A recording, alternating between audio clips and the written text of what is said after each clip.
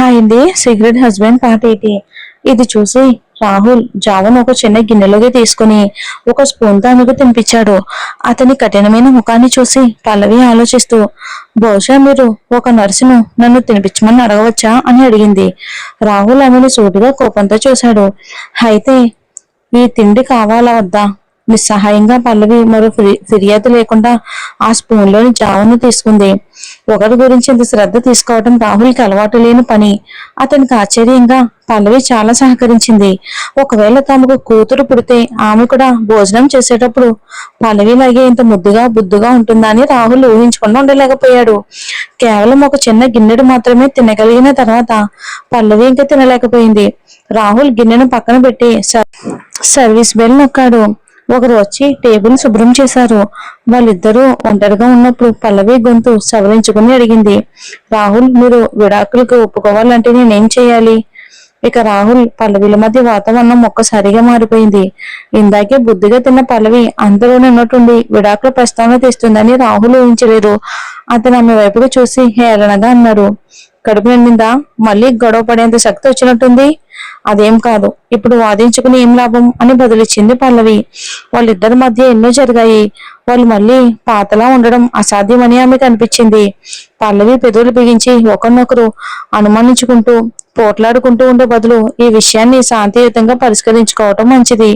విడిపోయాక కూడా మన మధ్య ఒక మంచి సంబంధం ఉండాలని మీరు కూడా కోరుకుంటారు కదా అని అడిగింది. రాహుల్ నవ్వాడు. మంచి సంబంధమా? పల్లవి కాస చిగురించినట్టు అనిపించింది. ఆమె వెంటనే, మీరు విడాకులకు ఒప్పుకుంటే చాలు, మీరు ఏ షరతు పెట్టినా నేను ఒప్పుకుంటాను అంది. ఇప్పుడు ఆమెకున్న ఏకైక ఓదార్పు ఆశ తన బిడ్డ మాత్రమే.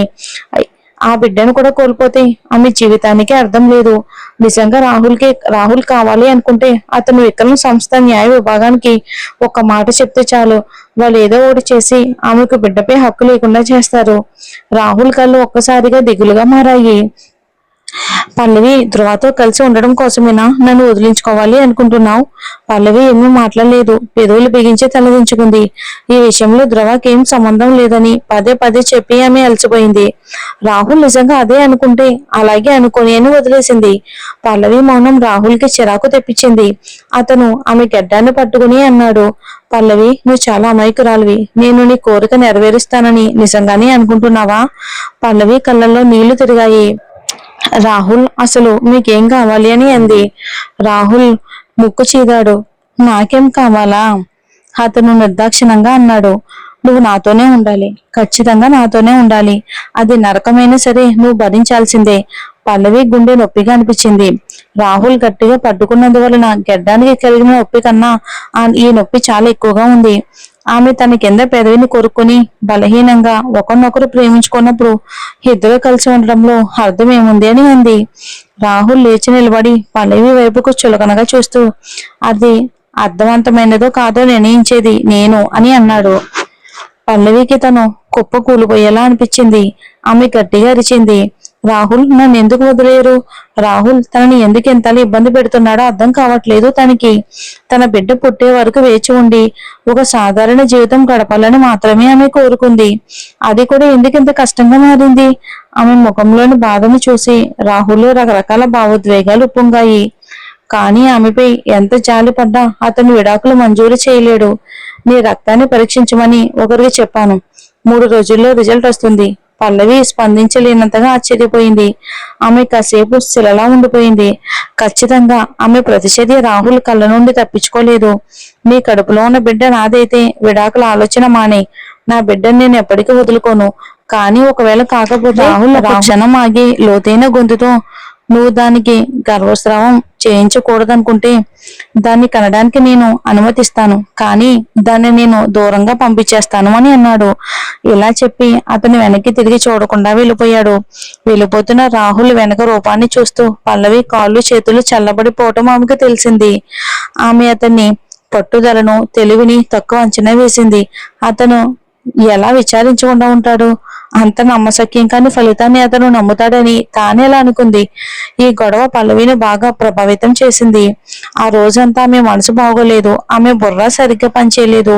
తన బిడ్డని ఎలా కాపాడుకోవాలి అనే ఆలోచన తప్ప ఆమెలో ఏమీ లేదు. ఈ లోకం నిజంగా చాలా అన్యాయమైనది. పల్లవికి కొన్నిసార్లు అనిపించేది, పిల్లలను కనేది ఆడవాళ్ళు, కానీ విడాకులు తీసుకున్నప్పుడు పిల్లలను వాళ్ళ నుండి దూరం చేస్తారు. ఈ ఆలోచన పల్లవి గుండెను బరువెక్కించింది. అది ఊపిరాడనంతగా ఉంది. ఆమె శ్వాస తీసుకోవడానికి కూడా కష్టపడింది. సాయంత్రం పల్లవి ఎంత దిగులుగా ఉంది అంటే ఆమెకు ఆకలి కూడా వేయలేదు. కానీ తన బిడ్డ కోసం ఆమె బలవంతంగా ఏదో ఒకటి తిని నిద్రపోవాలని ఆశతో మంచం మీద పడుకుంది. కానీ కాసేపటికే తలుపు తెరుచుకున్న శబ్దం వినిపించింది.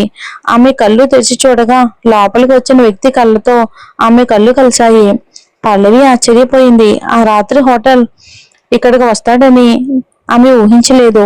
పగటిపూట ఇద్దరు అంగరక్షకులు ఇప్పటికే తలుపు దగ్గర కాపలా కాస్తున్నారు. సాయంత్రం అతను స్వయంగా కాపలా కాయటానికి రావాలా? ఆమె పారిపోతుందని అతనికి అంత భయమా? ఏదేమైనా వదిలే, దాని గురించి ఎక్కువగా ఆలోచించకూడదని ఆమె అనుకుంది. దానివల్ల ఆమెకి ఏ ప్రయోజనం లేదు. అందుకే ఆమె అతన్ని చూడనట్టుగా అటువైపుకి తిరిగి పడుకుంది. ఆమె ప్రతిచర్య చూసి రాహుల్ కనుబొమ్మలు ముడిపడ్డాయి. నిజానికి అతను ఇక్కడికి ఎందుకు వచ్చాడో అతనికే తెలియదు. ఆమె ప్రతిచర్య అతన్ని ఎవరూ ఇష్టపడడం లేదనే భావన కలిగించింది. ఉన్నట్టుండి అతని గుండెల్లో కోపం పెలుబింకింది. అతను దుప్పటిని పైకి లాగి ఆమె పక్కనే మంచం మీద పడుకున్నాడు. పల్లవి శరీరం ఒక్కసారిగా బిగిసిపోయింది.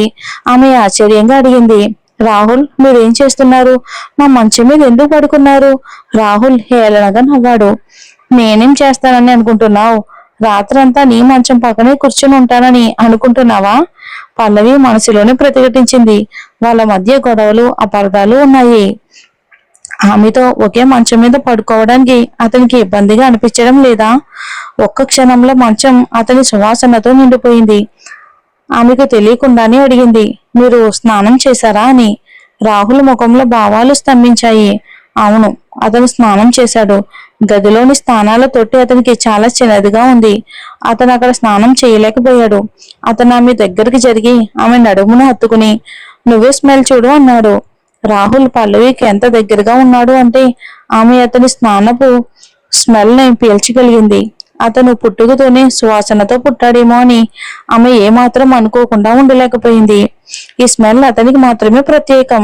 అది అతని ఎముకల్లో ఇంకిపోయినట్టు అతని ఎప్పుడు మంచి స్మెల్ తో ఉండేలా చేస్తుంది.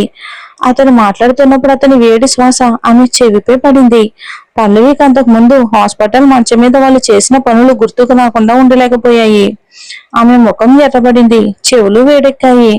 ఇబ్బందిగా ఆమె అడగకుండా ఉండలేకపోయింది. కొంచెం పక్కకు జరుగుతారా?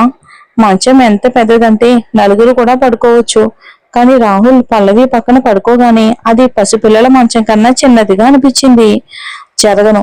రాహుల్ ఏ మాత్రం కూడా ఆలోచించకుండా పల్లవి మాటలను అయితే నిరాకరించాడు. పల్లవికు రాహుల్ చెప్పిన దానికే మాటలు రాలేదు. ఆమె అతన్ని పక్కకు నెట్టాలి అనుకుంది. కానీ వాళ్ళు ఏదో విషయం చర్చించుకోవాలని ఉందని గుర్తుకొచ్చి అతన్ని భరించాలి తప్పదు అనుకుంది. నేను రేపు నీతో పాటు మీ అమ్మమ్మని చూడడానికి వస్తాను. ఆమె ఏం చెప్పాలి అనుకుంటుందో ముందే తెలిసినట్టుగా రాహుల్ మధ్యలోనే అన్నాడు. పల్లవి ఒక క్షణం ఆశ్చర్యపోయింది. ఆమె ఏం చెప్పాలనుకుంటుందో రాహుల్కి ఎలా తెలుసు? అతని మధ్య మనసులో మాట చదివేశాడా ఏంటి? నిజమే, ఆమె తన అమ్మమ్మ సమాధిని చూడటానికి వెళ్ళాలి అనుకుంది.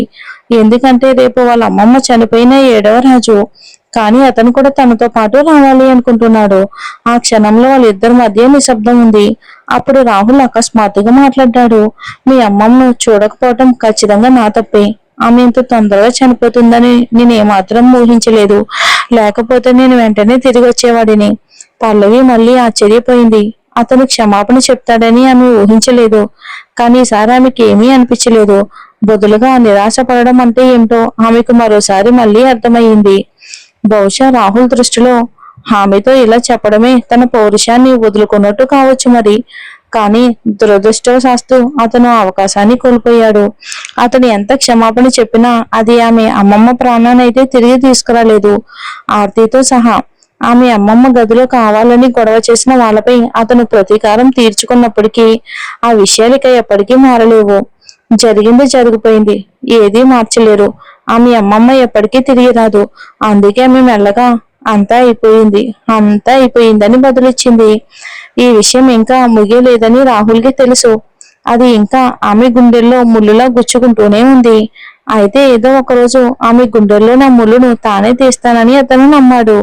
ఈ ఆలోచన రాగానే అతను ఆమెను మరింత గట్టిగా హత్తుకుని వాళ్ళ జీవితాల్లో నరకం మాత్రమే మిగిలిన ఆమెను వదిలిపెట్టడని తనలో తాను ఖచ్చితంగా ప్రమాణం చేసుకున్నాడు రాహుల్. ఇక రాత్రి పల్లవి గాఢంగా నిద్రపోయింది. మరుసటి రోజు ఉదయం ఆమె మేల్కొనేసరికి మంచం మీద ఆమె ఒంటరిగా ఉంది. ఆమె లేచి రెడీ అయ్యి హాస్పిటల్ నుండి బయలుదేరడానికి సిద్ధమైంది.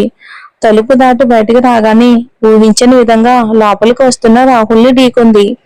ఆమె సిద్ధంగా లేకపోవడంతో తూలిపోయింది. అదృష్టవశాత్తు రాహుల్ వెంటనే చేయి చాచి ఆమెను తన చేతుల్లోకి పట్టుకున్నాడు.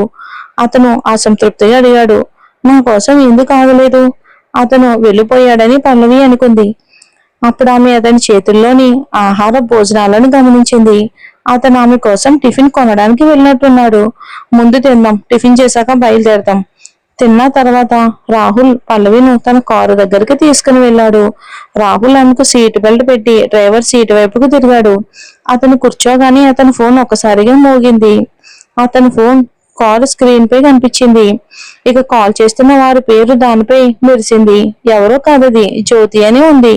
పల్లవి అక్కడే ఉన్నప్పటికీ అతను ఫోన్ ఎత్తాడు. అప్పుడు అవతల వైపు నుండి జ్యోతి కంగారు పడుతున్న గొంతు వినిపించింది. ఇక చాలా పెద్ద ప్రమాదం. కావ్య హఠాత్తుగా మెట్ల మీద నుంచి పడిపోయింది. చాలా పెద్ద ప్రమాదం జరిగింది. ఇక వార్త వినగానే స్టీరింగ్ మీద రాహుల్ పట్టు ఒక్కసారిగా బిగిసింది. ఏమైంది అని బాధగా అడిగాడు. జ్యోతి వెక్కిళ్ళ మధ్య ఆయాసపడుతూ కావ్య గారు నిలబడగానే తల తిరిగినట్టు అనిపించి మెట్ల మీద నుండి కింద పడిపోయారు అని చెప్పింది. అంబులెన్స్ కి ఫోన్ చేశారా? చేశాం, వస్తుంది. అప్పుడే ఫోన్ లో నుంచి కావ్య నాటికి ఏమైనా ఏడుపు వినిపించింది. అబ్బా, నా తల, నా కాళ్ళు, రాహుల్ ఎక్కడ? నేను అతన్ని చూడాలి. ఆ ఏడుపుల నటన స్పష్టంగా తెలిసిపోతూ ఉండడంతో పల్లవికి అసహ్యం వేసింది. ఎప్పట్లాగే ఏమీ తెలియని రాహుల్ మళ్ళీ నాటకంలో పడిపోయాడు. ఆమెను ఏ హాస్పిటల్ కి తీసుకెళ్తున్నారు అని రాహుల్ అడిగాడు. ఇది విన్న పల్లవి ఇక ఈ కారులో ఉండటంలో అర్థం లేదని నిర్ణయించుకుంది. తర్వాత బలవంతంగా బయటకు గెంటేయబడడం కంటే తనంతటా తానుగా వెళ్లిపోవటమే మంచిది. ఆమె తన సీట్ బెల్ట్ విప్పి కారు దిగి నడుచుకుంటూ వెళ్ళిపోయింది. రాహుల్ తన ఫోన్ ని పగలగొట్టాడు. ఇప్పుడు ఫోన్ లో ట్రైన్ టికెట్ కూడా బుక్ చేసుకోలేదు. ముందుగా రైల్వే స్టేషన్ కు క్యాబ్ పిలుచుకుని వెళ్ళడం తప్ప తనకి వేరే దారి లేదు. ఆమె వెనుకే ఆ ఆడంబరమైన స్పోర్ట్స్ కారు ధైర్యంగా ఇంజిన్ ను గర్జింప చేసి దూసుకుపోయింది. అక్కడే నిలబడి పల్లవి వ్యంగ్యంగా నవ్వుకుంది. తను ఊహించినట్లే ఆమె గాలికి వదిలేయబడింది. ఆమె ఎప్పటికీ కావ్యాన్ని మించలేదు. కానీ ఇప్పుడు దానితో పనేముంది? గతంలో చాలాసార్లు వదిలివేయబడడంతో ఇప్పుడు ఆమెకు ఆ బాధ కూడా ముద్దుబారిపోయింది. ఆమె ఒక కన్నీటి చుక్క కూడా కార్చలేదు. అప్పుడు ఒక క్యాబ్ వచ్చి ఆగింది. పల్లవి ఎక్కడానికి డోర్ హ్యాండిల్ పట్టుకోబోయింది. అకస్మాత్తుగా వెనక నుండి గట్టిగా హారన్ మోగింది. అది ఆగకుండా మోగుతూనే ఉంది. వెనక్కి తిరిగి చూస్తే రాహుల్ స్పోర్ట్స్ కార్ మళ్ళీ తిరిగి వస్తుంది. విండ్ షీల్డ్ నుండి రాహుల్ ఆకర్షణీయమైన ముఖం స్పష్టంగా కనిపించింది. అతను కిటికీ అద్దం నుంచి ఎక్కువ అని అన్నాడు. వెనక నుండి ఒక గొంతు పల్లవిని లోకంలోకి తీసుకువచ్చింది. అమ్మా, మీరు ఎక్కుతారా లేదా? మీరు ఎక్కకపోతే నేను వెళ్తాను. వెంటనే పక్కకు తప్పుకుని పల్లవి ఆ క్యాబ్ ని వెళ్ళనిచ్చింది. అది వెళ్ళగానే స్పోర్ట్స్ కార్ మళ్ళీ ఆమె ముందుకు వచ్చాగింది. అందరి దృష్టిని ఆకర్షించడం ఇష్టం లేక పల్లవి ఇష్టం లేకపోయినా మళ్ళీ కారు ఎక్కింది. ఆమె సీట్లో సర్దుకుని కూర్చోగానే రాహుల్ ఆమె వైపు కొంగి ఎందుకు వెళ్ళిపోయావని ప్రశ్నించాడు. పల్లవి అప్రయత్నంగా వెనక్కి తిరిగి చెమ్మగిల్లిన కళ్ళతో అతన్ని చూస్తూ సీట్ అంచును పట్టుకుంది. రాహుల్ మాత్రం ఆమెకు సీట్ బెల్ట్ పెట్టాడు. బెల్ట్ పెట్టిన తర్వాత కూడా రాహుల్ అదే ప్లేస్ లో ఉండి నాకెందుకు అంత భయపడుతున్నావు? నేనేమైనా రాక్షసులా కనిపిస్తున్నానా అని అడిగాడు. అతను శారీరకంగా తాకకపోయినా అతని సామీప్యం ఆమెను అప్రమత్తం చేస్తున్నట్టు అనిపించింది. పల్లవి గట్టిగా ఊపిరి పీల్చుకోవడానికి కూడా భయపడింది. అతనికి కోపం తెప్పించడం ఇష్టం లేక ఆమె ముఖం తిప్పుకుని ఇక లేదు అంది. ఇంకా సమయం వృధా చేయటం ఇష్టం లేక రాహుల్ అయిష్టంగానే ఆమెను వదిలేశాడు.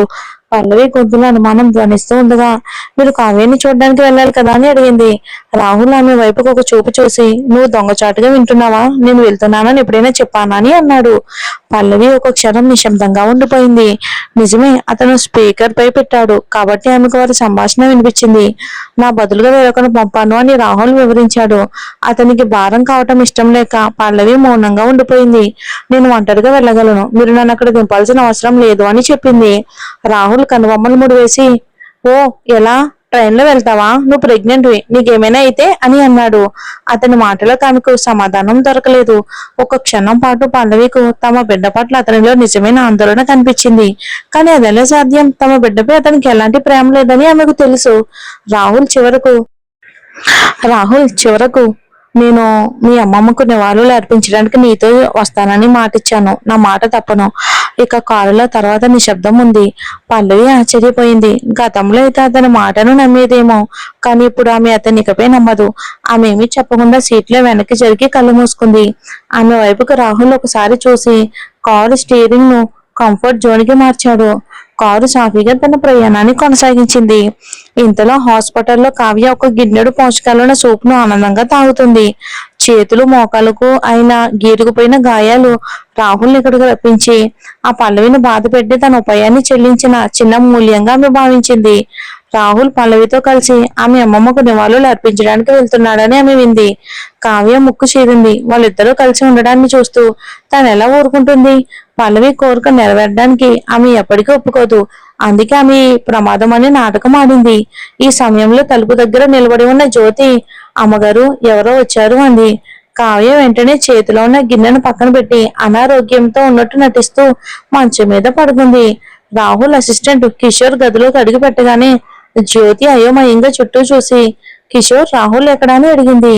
కిషోర్ గొంతు సవరించుకుని తల దించుకుని రాహుల్ గారు వేరే పనిలో ఉన్నారు, నన్ను కావ్య గారిని చూడమని పంపారు అని బదులిచ్చాడు. అంతకు ముందు పడుకుని ఉన్న కావ్య ఒక్కసారిగా లేచి కూర్చుని కఠినమైన గొంతుతో ఇప్పుడేమన్నావు అని అడిగింది. కిషోర్ మళ్ళీ అదే చెప్పి మీకోసం అత్యుత్తమ డాక్టర్ని చూడమని రాహుల్ గారు నాతో చెప్పారు అని చెప్పాడు. బాగా అయింది కావ్యకి. మరి చూద్దాం ఏం జరుగుతుందో వచ్చే ఎపిసోడ్ లో.